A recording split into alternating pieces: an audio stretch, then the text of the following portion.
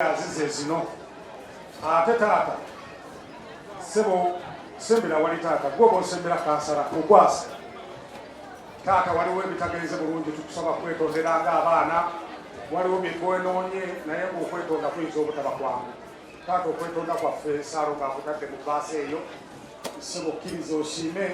wabaawo ekitagenze bulungi onoobikula ku baasi eyo onojja omwoyo ogusonyiwa abaana nga n'omumpatambeerera omukyala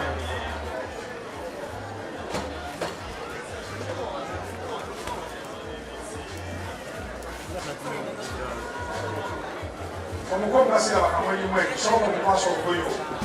sobola omukwasa briefcase twagalana kamukobwa onooseka mukwasa briefcase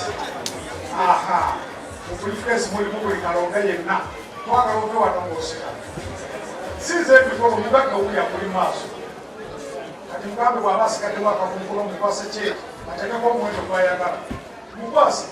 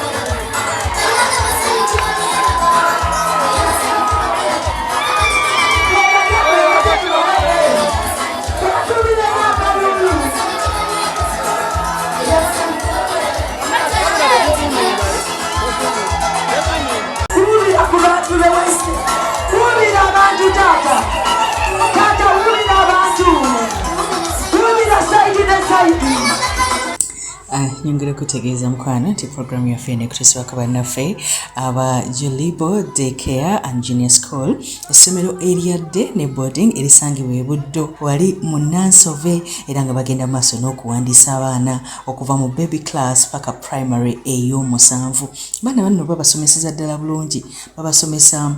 subject zonna ate nga bayita bulungi, bannange boogera bulungi Oluzungu, abaana balya bulungi, abaana beeyagala. Nolwekyo mukwano bakubireko ku essimu eya noti 7 noti 8 89 81 tuwerabira be banaffe aba Jolibo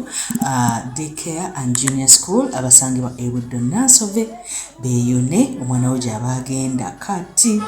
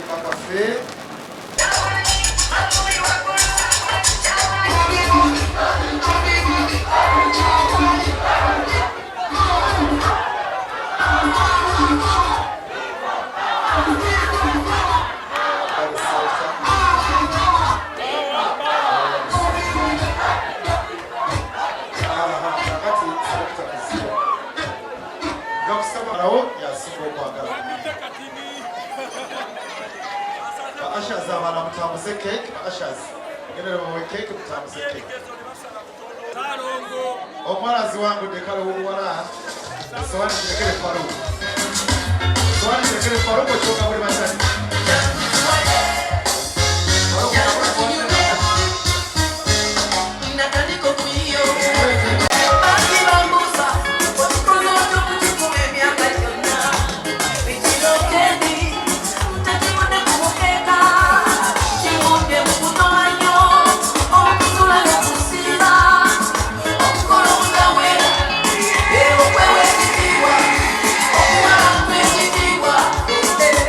Wewe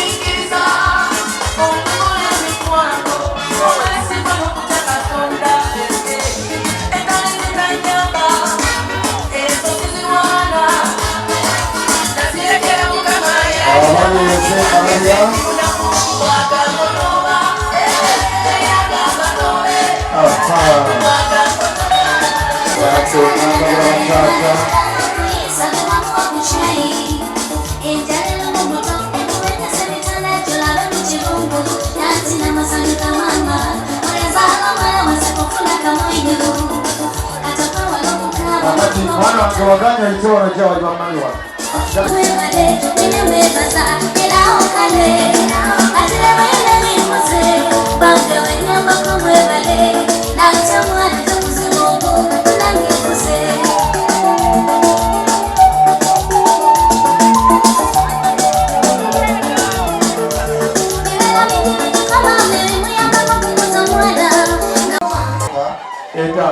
Mwakasindaro akasacara w'ikirabo ngamugambira ko ibigambo Sarongo Faruku katubwira ibigambo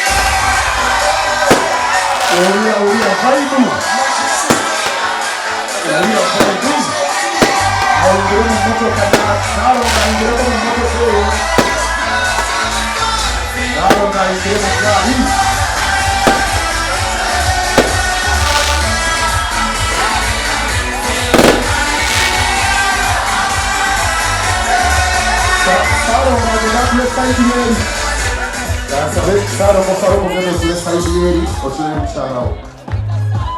Dek uteke mwana kule kipasimbula ateke mtesi dawa indiketa Bakati atawa ngasina kinausha mwato kwa miangu Atawa kuwe mbele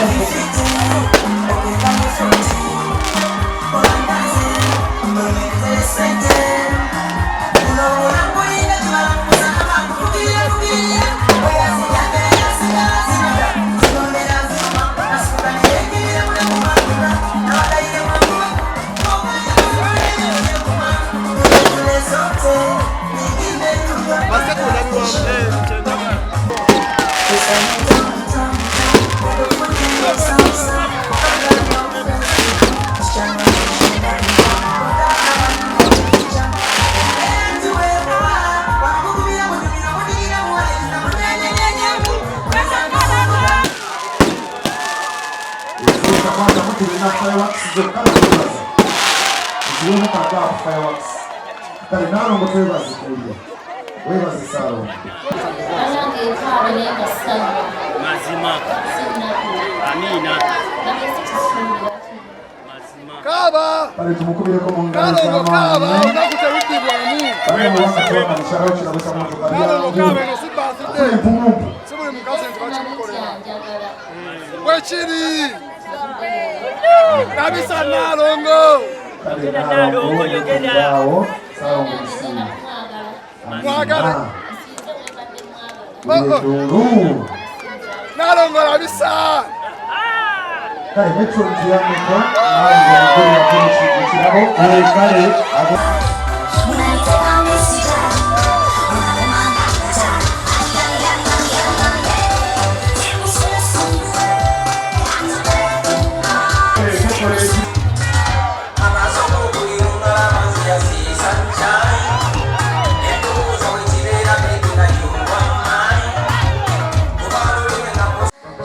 Mari muganga muleka yingiye wano Besi mandeka wano muganga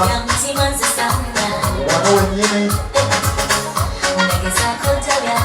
Besi mari muganga muleka wano wenyini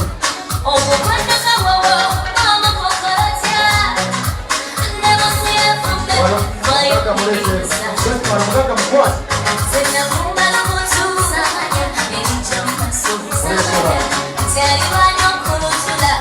Love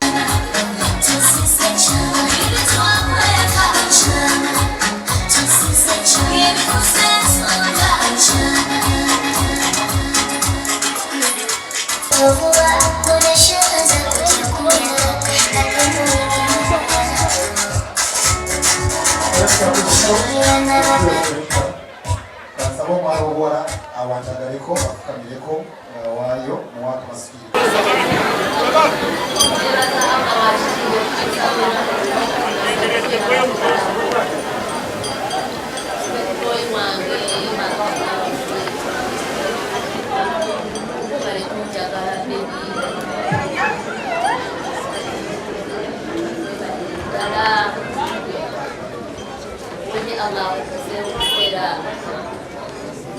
Choina yongeko nyingi nyowe kulube gwongolo akubona obulamu n'obuwangazi era abeera wakati waffe naavu yaffe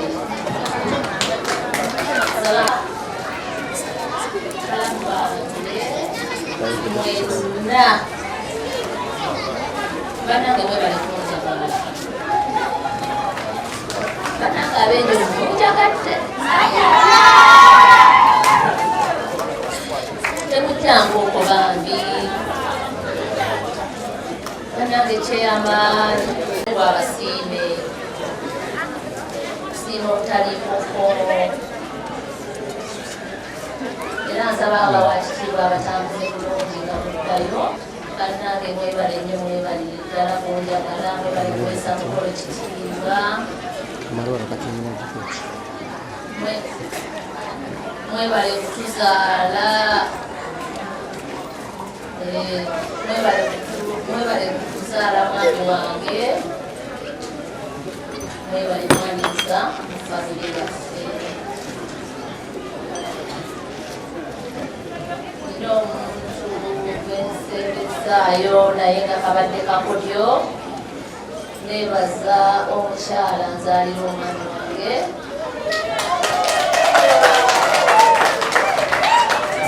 obataba kunzaala sandi mufenye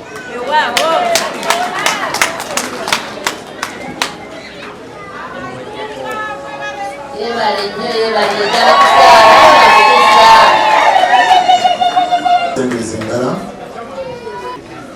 Halima yogera ku muzindalo neze side yeno tujja kusindika abazinona muzindalo gwa Halima nabo mugiye kate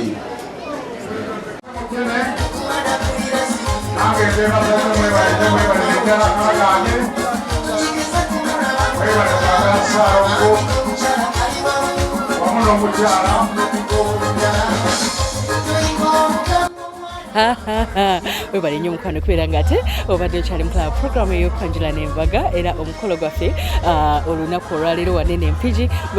bwe gugenze era nga nyongera okugamba Ssaalongo ne Nnaalongo Basozi Sande Farouk mwebale nnyo mwebale ddala kubeera nga mwakoze omukolo omulungi bwe gutyo omukyala ng'ayambadde ng'anyumye ennyo omusajja ng'aleese ebirabo abayimbi b'obalabye buli omu ku mukolo guno alidde n'abadde ayitawo obuyisi alidde bambi mbagaliza birungi byereere mwebale nnyo mwebale ddala kubeera ng'omukolo mwaguleeta ku Delta TV tukole nze Sharita Mazima Wanvu tuli ne bannaffe aba Global Paints abagamba nti no langi ekyasinze okubeera nga yeesigika ye ya Global Paints